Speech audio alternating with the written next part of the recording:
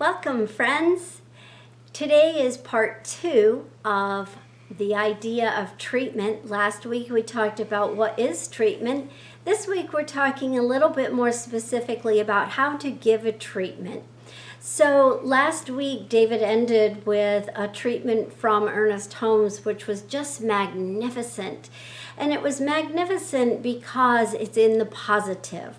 When we give treatment in 3 P's: positive, personal, and present.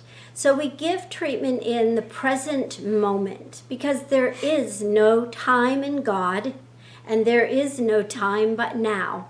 There is no future, there is no past, there is only the now. And as there is the now, we place our words in the present tense when we give treatment. We also focus our attention on positive ideas because, as I said last week, what you think about, you bring about. So when you go into prayer and you talk about a traditional prayer, or the prayer like I was raised to give was, a begging prayer. Please, God, give me this, whatever this is. That aligns my ideas, my thoughts, with a sense of lack and doubt, limitation, and a sense of not having enough or not having the right something. And so we align our thoughts with the idea of already having it. When you already have what you desire, how does it feel? So that's the positive. The present, the positive, and the personal. Each and every treatment or prayer, affirmative prayer, is specific to the person, and it's personal. It's about my consciousness when I give treatment. And so we make each treatment personal and specific to the idea that we would feel, that we would experience if we were to have what it is that we're desiring. So, a lot of people misunderstood the message in The Secret, and I think that was such a shame. Either that or they misunderstood it or they didn't want to understand it, because it was a powerful movie. And if you haven't watched it, please watch it. And if you had misguided ideas about it, I invite you to go back and watch it again. It is powerful to how we create, how we are creative co-creators in our life, and how when we want something specific in our life, we don't think necessarily about that one specific thing. Rather, we think about the specific mold of what the entirety of it looks like. So there's the idea that when we have become clear with what we desire, and that engages our reasoning.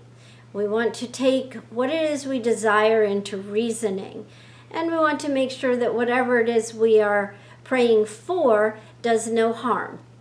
It's all for the sake of good, because God is good. Only good is eternal and infinite, and everything unlike that goodness will fall away.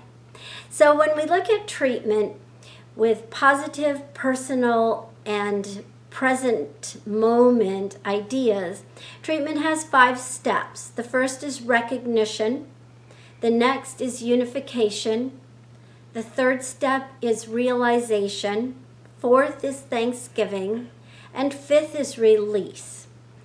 So we begin with recognition, and for recognition, quite often, it's as simple as saying, God is all that is, because that is an absolute truth.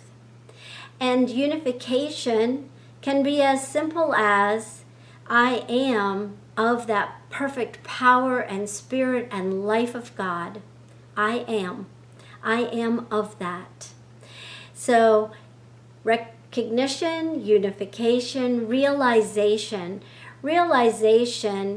and let me say that each of these steps, we stay in that step until we fully feel its truth. And once we do, we move on into the next step. And some people will tell you that you can just do 3 steps. Some people will say 7 steps, and that's all good. That's fine. Whatever works for you. Because as one of my dear friends loves to say, and how's that working for you? And she especially loves to say it when something isn't working just right. So in other words, what she's really saying is maybe you want to change your thoughts about that. Maybe you want to change what you're saying about that and believing and thinking about that idea that you're having. So in realization, that is the place for me where I stay the longest usually, as a rule. And that's because there's so much to say as you create the feelings, the positive feelings of already realizing that you have whatever it is that you desire, because that is the truth. The only thing that has shifted is that in our world of appearance, we are not experiencing what we desire. But the truth is that everything that is of good already is. And so as it already is, we are realizing it in our own life. And that has a lot to do with acceptance also. The next step is Thanksgiving. And Thanksgiving is about gratitude. It can be as simple as I am grateful. And the final step is release. When we release, we release into the mind of God. We release into the law.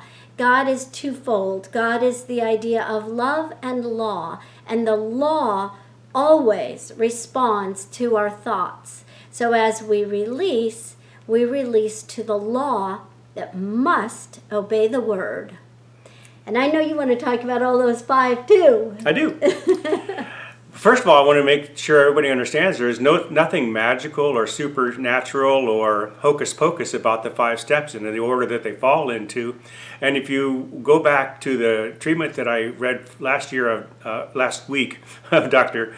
Ernest Holmes, you'll find that I don't find those steps in there necessarily.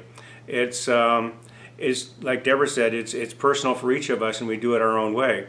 But we use the 5 steps because it really kind of outlines the basic principled ideas of keeping things personal, present, and positive. And it gives us a kind of a guideline to follow as we're going through it to make sure we hit all the points we want to make sure that to convince ourselves of this truth. Because remember, we're not changing the mind of God, we're changing our own consciousness. And so if you look at a lot of treatments that Ernest Holmes did, actually, you'll find that he started with different steps, and sometimes he would actually go back to the beginning again and start going through the whole process again. It's a matter of changing your consciousness. It's a matter of changing your inner thinking and your belief systems to come into alignment with that which you do wish to experience. And so we start out with recognition. Recognition is recognizing that there is a power and presence in the universe greater than I am and that I can use it. And so we know we can call that presence and that power whatever you want to. We quite often choose to call it God. And I say there is only one power in the universe. There's only one life in the universe. There's only one. And then we move into the next one, unification. And what you say, if God is all that is, and I am, then God must be all that I am. Now, if you can make those 2 statements, the recognition and unification, you've already really empowered yourself. You just say you have all the power of God working in your life right now because there is no separation between you and God. God is all that is, and I am. So therefore, God is all that I am. If you can make that statement, but you need a little more convincing, you move into the realization statement, and you start going through everything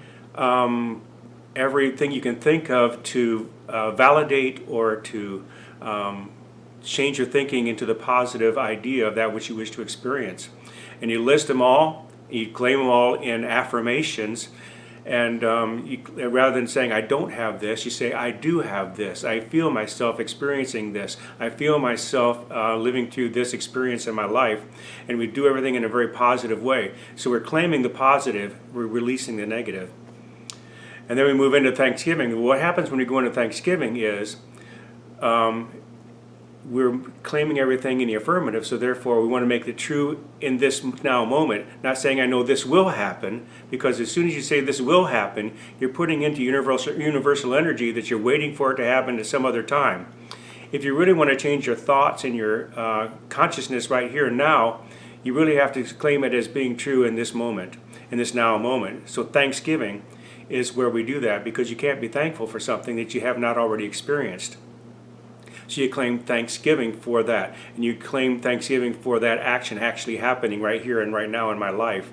And then before you can change your mind and think of other reasons why it might not possibly be true, you release and you let it go. And when you release something, you literally just let it go. When you put your trash out on the street, you don't follow the garbage truck and saying, I want it back, I want it back. You let it go and it's done. And you're over with it. Now, anywhere through that entire treatment process, when you get to the point when you have any kind of doubts popping in your mind, those doubts quite often will, like conspiracy theories, begin to attack us and try to shift our thinking and make us say, well, I don't really believe that. And you need to go back and start over and say, God is all that is. There's only one power and presence in the universe. I am one with that power in the universe. And so therefore, if that is the truth of me, then I know that my life is perfect and whole. And there is nothing that can disagree or contrast that. And so therefore, anytime throughout the treatment, when I get to the point, even I get all the way down to Thanksgiving, and I don't really feel that it's happening right now, I go back and I say, God is all that is. And I am one with God. And I realize all these things are truths about me, and I keep saying it until I absolutely believe it, and then I say, oh, I believe it. Thank God I believe it, because I know it's the truth. And then you release it and you let it go into universal law to actually come into fruition in your life. And so as you practice this week, we are knowing for you a perfect, positive, present moment personal experience with the reality of all your desires.